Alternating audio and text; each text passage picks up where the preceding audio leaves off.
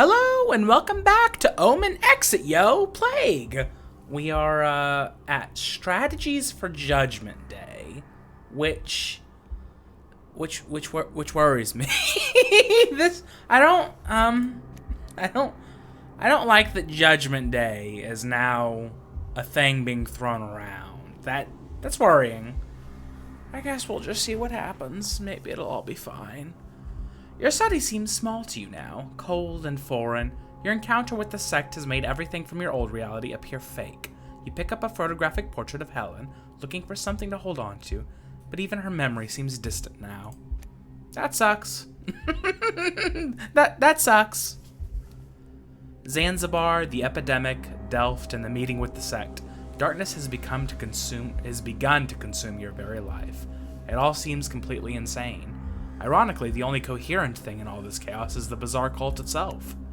Yeah, I guess it would start making sense. Reflecting on recent events, you think it increasingly likely that the Germans who gave you the money are members of this cult. I'd say so. I came to that conclusion a while ago. It would be a logical assumption. Thus, whether you like it or not, you've already collaborated with them. We have collaborated with them, which does worry me a little bit, to be quite honest. But, I guess we're in it, you know? After this thought, you have another, which makes you angry. You cannot help but feel that you've been at the mercy of events beyond your control. Oh, yeah! Oh, yeah! That's the genre, dude. That's Lovecraft right there. Being at the mercy of things well beyond your control, nothing you can do to stop it. That's Lovecraft, dude. That's it. We're starting to become genre savvy, I guess, which is probably good. You've been controlled and used as a tool. You must somehow regain control of your life. I can promise you it's probably not going to happen. You only have 3 more days before you must meet the sect again, and you must prepare yourself. You toy with the thought of accepting the proposal. Why should it be so absurd? You pace the house, thinking, trying to clear your head, when you notice a letter on the table in the hall. Are they breaking into my home? I don't like that. I want them to stay out. The envelope is entirely blank. You pick it up with a curious sense of expectation. Dear Jake, unfortunately my warnings proved to be of little use. As I write, I understand that you have been taken captive by the mad Hastilic cult. Oh, we have a name now. I like that. Hastilic cult. Sounds suspiciously similar to Haster. Hastilic cult. They will not harm you, at least not physically, and will not keep you locked up for long. Their sole purpose is to seduce you and bend you to their will. Yeah, I got that feeling, man.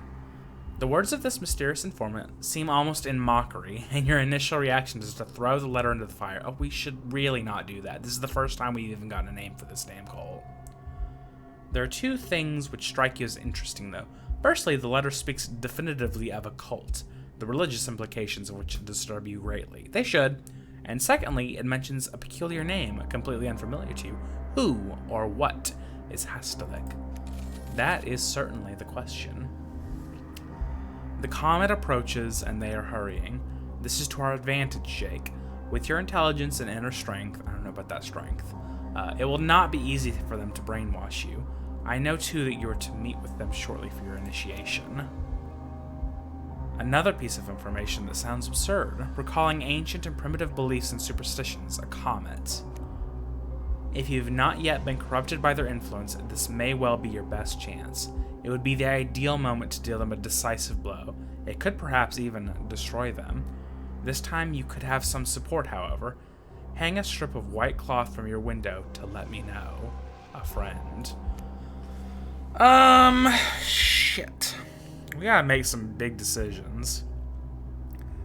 You reflect on the letter's contents. Most of all, you're wondering whether the informant really does have your best interests at heart. Throw the letter into the fire. The informant seems to want to brainwash you himself, or you agree they must be stopped. Oh, this is a big decision.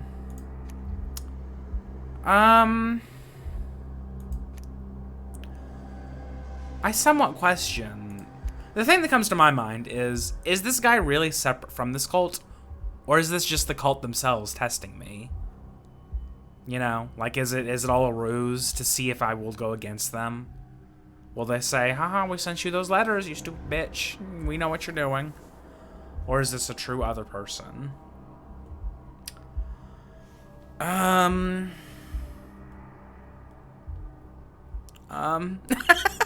If I say a couple more times, maybe it'll help me think. This feels like a very big decision. I don't think that joining ancient cults is typically a good idea. That's not something I would typically hold with, but I'm also kind of interested in them. Like what if we just went full cult? Don't you think that would be fun? Don't you think that would be fun? I kind of think that would be fun. I kind of want to just like this is the type of game where you probably play it multiple times if you wanted to see like the full story, right? I'm kind of interested in just like giving in, joining them, seeing what happens. It would be the way to learn the most about this, don't you think? I'm gonna do it. I'm gonna join this cult. You watch the letter turn quickly to ash. This informant, is no better than the sect, trying to maneuver you to his own ends. You decide you are no longer going to play their games. The cult is a threat. You're still unclear as to its intentions and objectives, but you now know that it's something... Okay, well, we're going to go against it anyway, but I guess we're going to throw that letter right in the trash. You have always considered yourself a man of principle, and this is not the time to back down. However, it would be unreasonable to assume you can act effectively only by yourself. Involving other people seems like a good goddamn way to get them killed. Do we really... Do we really want to throw... I was gonna get his picture up. Oh, where'd he go? Do we want to look at his pretty face? Do we really want to throw him right into the fray? I don't know that he's really the kind of person. I think we're better off alone. You fully accept recent events. This is something that you'll have to face alone, and you feel ready for it. I really don't. I don't feel ready for shit. You prepare yourself for the confrontation. You try to mentally draw up a plan to turn everything into a logical sequence of actions and events, not only to be able to act more effectively, but also to anticipate any unexpected weaknesses. If you want to succeed, you'll have to be as calculating as possible. Oh shit, they're really asking a lot from me here. You decide to clean and load 2 pistols taken from your study. You check that they're working properly and conduct some experiments to see where you can most effectively conceal them. You wonder if what you have will be enough for the task at hand, but even if not, you're out of other options, and besides, you can't take anything that could arouse too much suspicion. Oh, I think this... Oh. Mr. Huntington's rebirth. Okay. Alright. That's cool. That's a great name for, like, a little chapter. Oh, I'm gonna fucking die. Is what's gonna happen. The moment has arrived, and you are unexpectedly calm. You're ready to do what needs to be done. Are we? I don't have a plan. I hope you all know that I don't have a plan. Nothing came to my mind. I kind of half wanted to join the cult, and so I went in that direction. But they seem to think that that's like, you go your own way, that kind of thing. You call a coach and prepare to go to the meeting point. You glimpse small snatches of London scenes through the carriage window as you pass. A part of you says goodbye in case you should never see it again. That sounds very final. Are we? How long is this game? I remember like checking before I started playing it. It didn't seem that long. I don't think it was that long. It was only a couple hours. We might be getting down to brass tacks here. For the first time in many months, you feel completely calm. You know now that you are not crazy and no longer feel the terrible weight of persecution, whether real or imagined. Instead, you have a clear purpose and a chance to put an end to the nefarious plans of an insidious monster. As per the instructions, you get out of the carriage a small distance from the actual meeting place. You thank and pay the driver.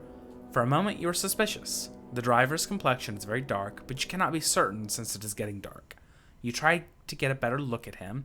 As he whips the horses into motion, he smiles, and you suddenly see his brilliant white teeth in contrast to his dark skin. You walk down to the port towards the specified dock. You walk confidently. Both of the pistols holstered on your lower back are well hidden and quite easy to reach. Your real advantage in this battle, however, will be your ability to stay calm. To this end, you cling to the image of Helen in your mind. Whatever happens, you know that this time her memory will give you perspective at least. The man welcomes you. You give him the password and he tells you to follow him. The warehouse stinks and its gloomy interior is filled with damp, tangled ropes and boxes. You follow the man along a dark passageway, and then he moves aside a large trunk and lifts the trapdoor to reveal a thin ladder going down.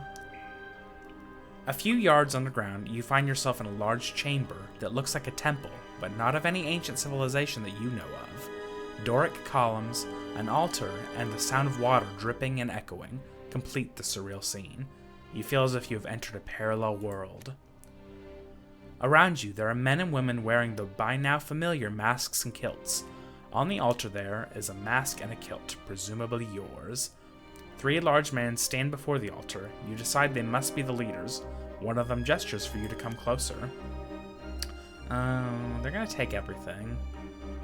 As you walk, you feel hands upon you, gently stripping you of your blazer, while the men on the altar are chanting strange litanies, but you're hardly listening to them. It's time for you to act. Fucking shoot these bastards. Start shooting. Or let them take your clothes to buy time. Oh, shit. Okay.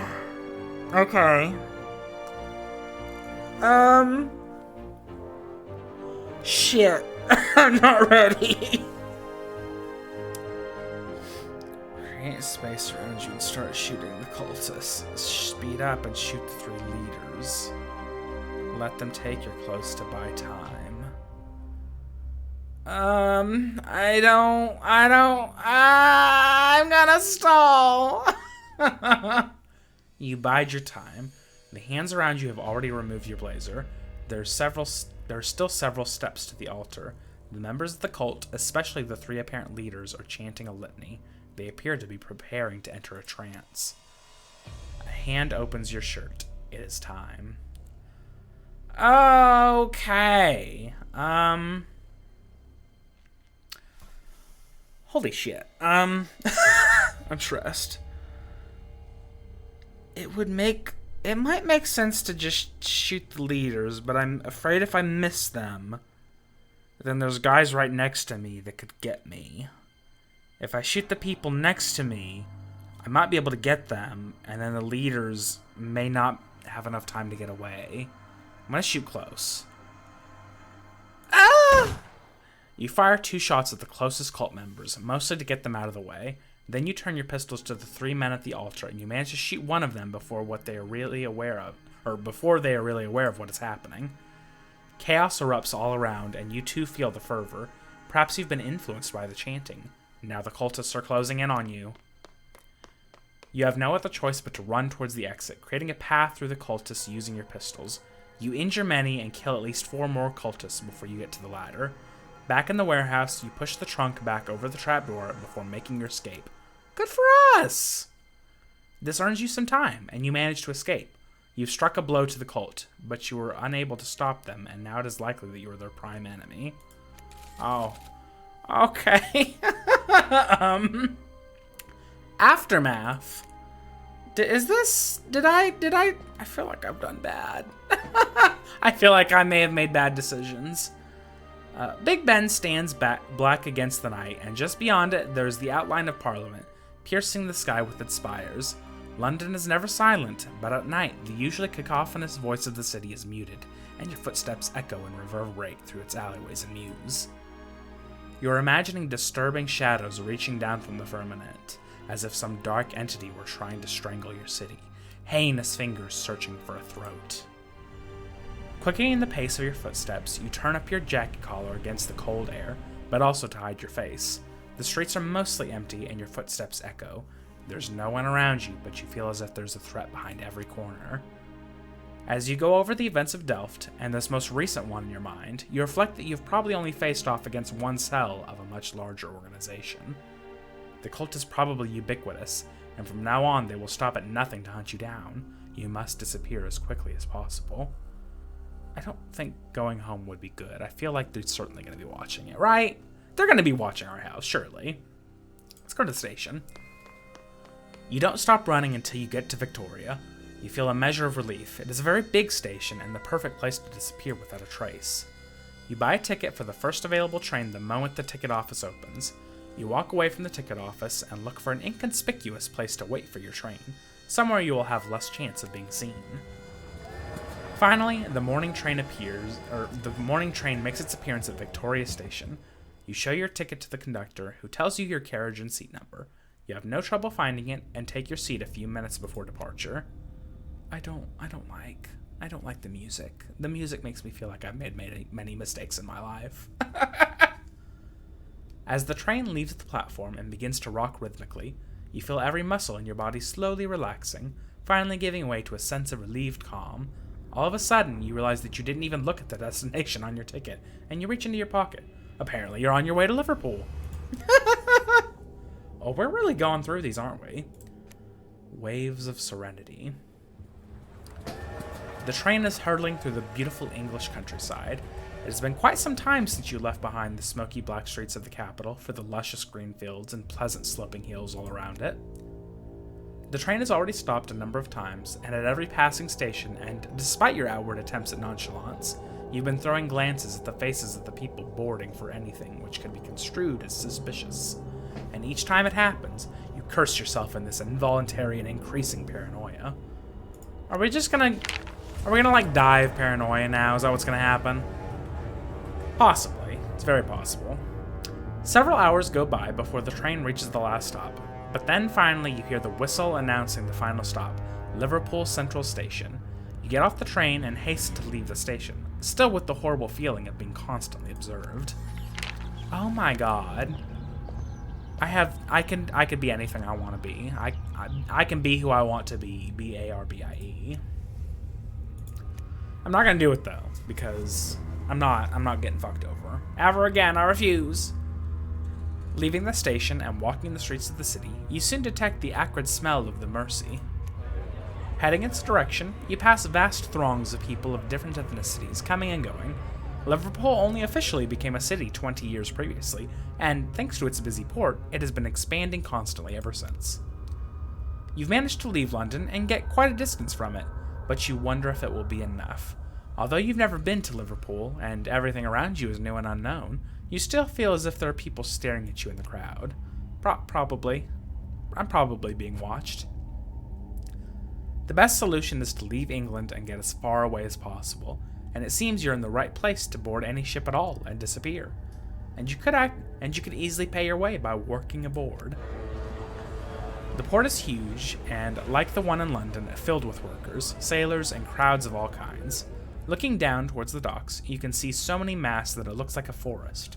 Scanning the chaos, you make out what looks like a merchant. He's barking orders left and right, and something about his bearings reminds you of Captain Smith. You go up to him and speak. "What do you want, boy? Don't waste my time, I'm busy." "I would like to board your ship." "Really? And who the devil are you?" "I am the best. I would not give my name." "Why are you giving your name?" Why are you giving your name?" I'm a good cook. I did that a bit when I was in the army." "Well, how about that? I'm getting a crew back together right now for my next voyage. Get ready, we're leaving today." "Excellent." We're sailing west with the merchant ship Serenity under Captain Francis J. E10. The first leg of the voyage will take you to New Bedford in North America. Ooh. Oh my god, we have so much experience. I'm so experienced. As you're able to intuit from the moment that you met him, Elliot knows that you're hiding something, but also that as long as you do your job well, without making a fuss, he won't pry into your affairs. Good man. You've been at sea for some days already, and once again, you're surrounded by a vast, unchanging expanse of blue. By now, you're well used to the powerful smells of the galley, and you cannot wash them off, no matter how hard you try. especially from the fish, which you spend your days cleaning inside and out, but also from the vegetables, which also take hours to clean and chop every day. Your fingertips are covered in small cuts and grazes, made worse by the abrasions caused by having to scour and scrape clean the pots and pans. You use a variety of kitchen utensils, but your main tool is a long, sharp kitchen knife that you sharpen every morning. You consider the knife your best and most loyal work companion. I like having a knife. As you fall into the routine, your days at sea become identical.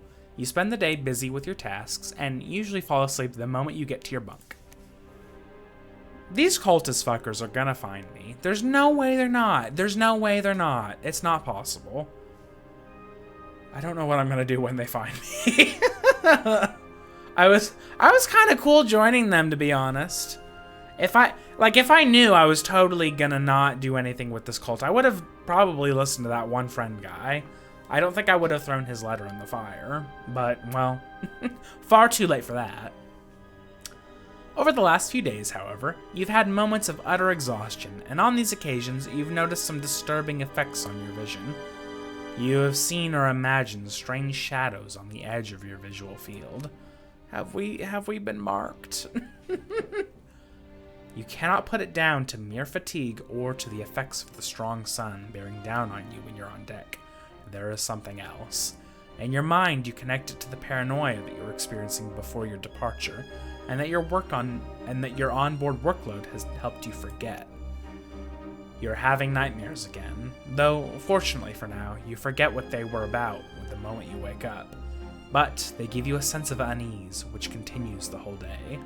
What little you can remember consists of dark and weird shapes rising up like sea monsters from the black abyss. You try to conceal your gloomy animus from the crew, and to concentrate only on your daily tasks, but another terrible thought lies at the back of your mind. What if these latest symptoms, the dark feelings and strange hallucinations, are not just a result of your paranoia engulfed in London, but a sign that you really did catch the disease in Zanzibar? Don't say that! Didn't we learn how to, fix the fucking potion to be cool? Didn't Lady teach us that? I swear to God she did. Let's just do a little walking here. Let's just do a little walking. Mysterious tattoo.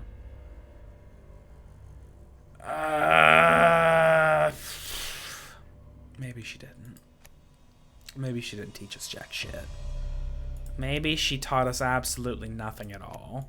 And we took the potion and left. I think that's what it was. Okay, well that seems like something you should have written down, mister. It's night, and despite your exhaustion, you cannot sleep.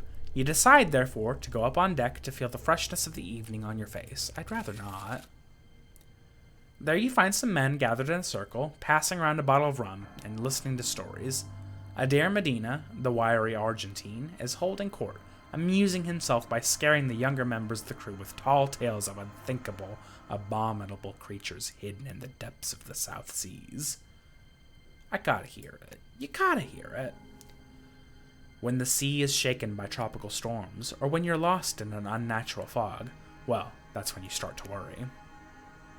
Maybe you think you know your ship. You think you know how to deal with storms, or whatever else this ocean can throw at you. But in truth, that's when you'll find out that you know nothing about the things which live under the water, or how great are their appetites. I was serving on a brig, it must be about 7 years ago now, when I saw one myself. There was an awful storm, and all of a sudden I saw a giant tentacle rising up above the mainmast, and then a giant and fearful shape emerging from the water behind it. For a few moments we were completely in its shadow. Then, luckily, we were swept away from that terrifying thing by the fury of the storm. There's murmuring amongst the men, and someone tries to make light of the story, a sure sign that the story really did frighten them. Yeah, that's how it goes. When the storm finally calmed, we saw damage on the sides of the ship that no wave could have caused, as if something enormous had had us tightly in its clutches before ripping chunks from the hull. And afterwards, there were 5 men missing. The captain wrote in his log that they had fallen into the sea, but when we found body parts in the rigging, an arm and part of a torso, as if something had chewed them to pieces. Lovely. I love it. Now there's silence in the starless night. Someone nearby takes a long slug of rum. I'm gonna fucking go along with it. Who gives a shit? There are more things in heaven and earth, Horatio, than are dreamt of in your philosophy, says Hamlet. But perhaps Shakespeare had not known the ocean, or he would have said more.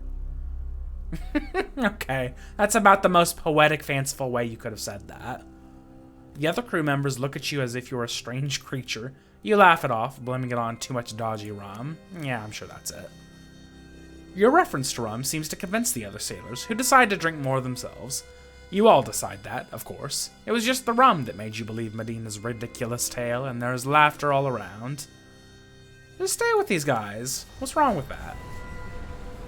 You stay on deck, enveloped by the darkness of the night. Medina's story disturbed you more than you would care to admit. Around you, there's only the sound of the waves, the wind in the sails, and the faint creaking of the lantern you are carrying. You walk carefully, checking each step as you go. There is a strong wind, swirling around the masts and flapping the sails. A strong gust almost puts you off balance.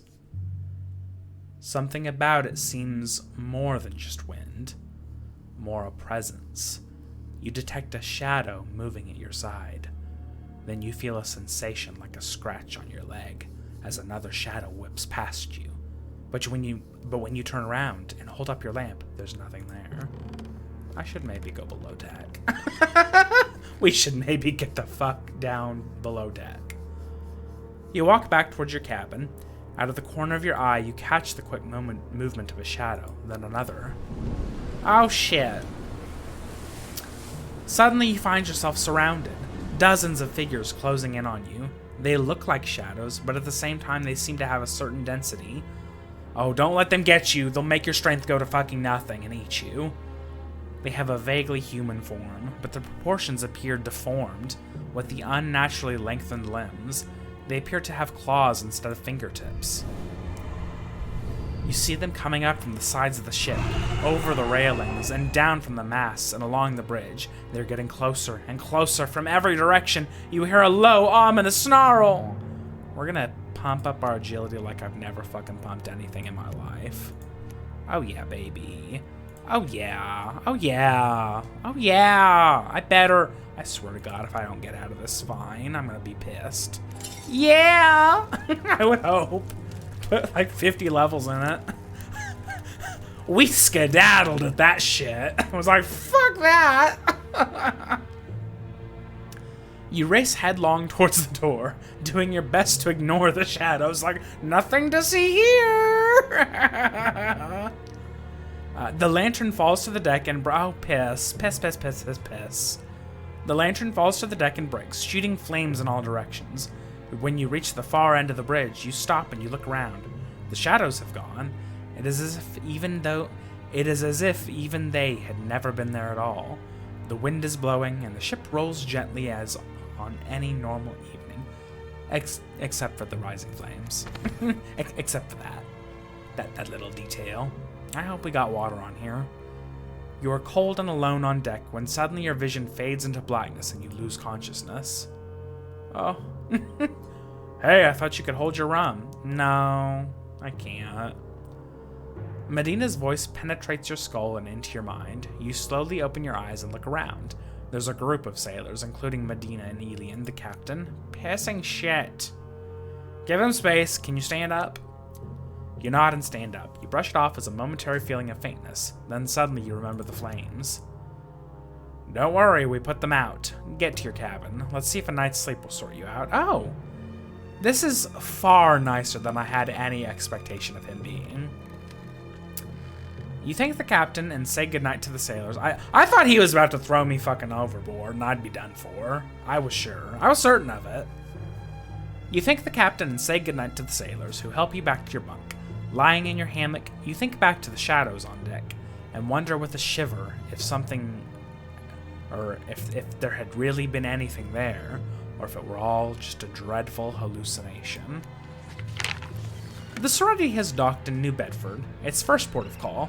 It will only be a short break. You'll have to depart again in only a few hours later. Elian calls you into his cabin. You have no idea why you've been called, but it does not take long to find out. The captain wishes to ask a favor of you. I'm going to ask the cook to make a particular recipe, and for that I need someone to get me the ingredient written down here. I shall give you the money and tell you where you can buy it.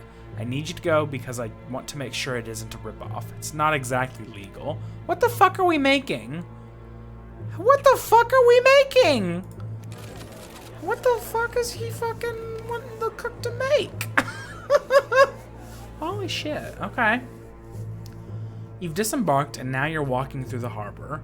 You are now far away from London, Zanzibar, and the cult. The madness of your old life is beginning to seem like a hazy dream. Despite the hustle and bustle of the small town harbor, you are beginning to relax. The cold air is nippy but fresh. Lovely. I'm so glad. You're even thinking of abandoning the merchant ship and settling here a while. I don't want to get in trouble. Getting in trouble seems like a surefire way of my name getting around, so I'm just gonna go along with this for now. Oh shit, what if he was one of the cult members and he was leading me right to where I needed to go? Piz! Despite your plan to abandon the ship, you decide first to go and find what Captain Elian asked you to get. Okay. That may have been a bad decision.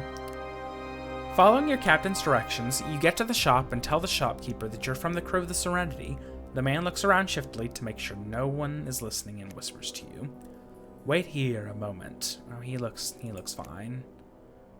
The man calls a boy to stay at the counter and heads into the back. He comes back a few minutes later with a small packet wrapped in cloth and hands it to you, gesturing with his other hand that he wants you to pay. I kind of want to see what this is first. Oh, I don't know if I have enough speechcraft to do this. They may be expecting a lot more from me at this point. I don't expect he's ripping me off, though. Yes. Show me what I'm paying for. There are no goods without the money. Yeah, okay, whatever. I tried. You show the man the money. He nods, but before you leave, you want to examine what you're going to buy. Check that it's really what you need. Can we, like... Oh, yes!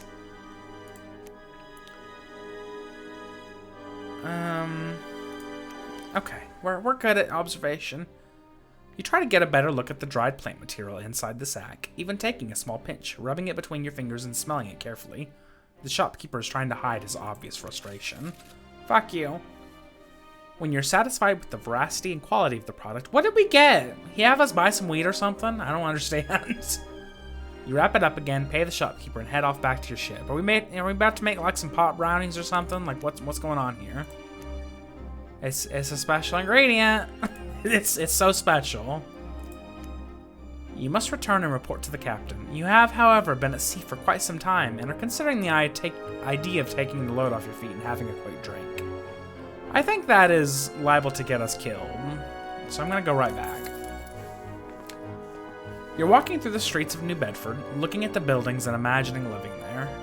You are wondering which would be the nicest area to live. The rattle of coins brings you suddenly back from your thoughts. Sitting on a street corner, a dark-skinned beggar shakes a metal tin at you. It looks like a nice place, but it's not right for you. Oh. What do you mean? What do you fucking mean? Tell me what you mean. Are you speaking to me? What do you mean? What do you mean?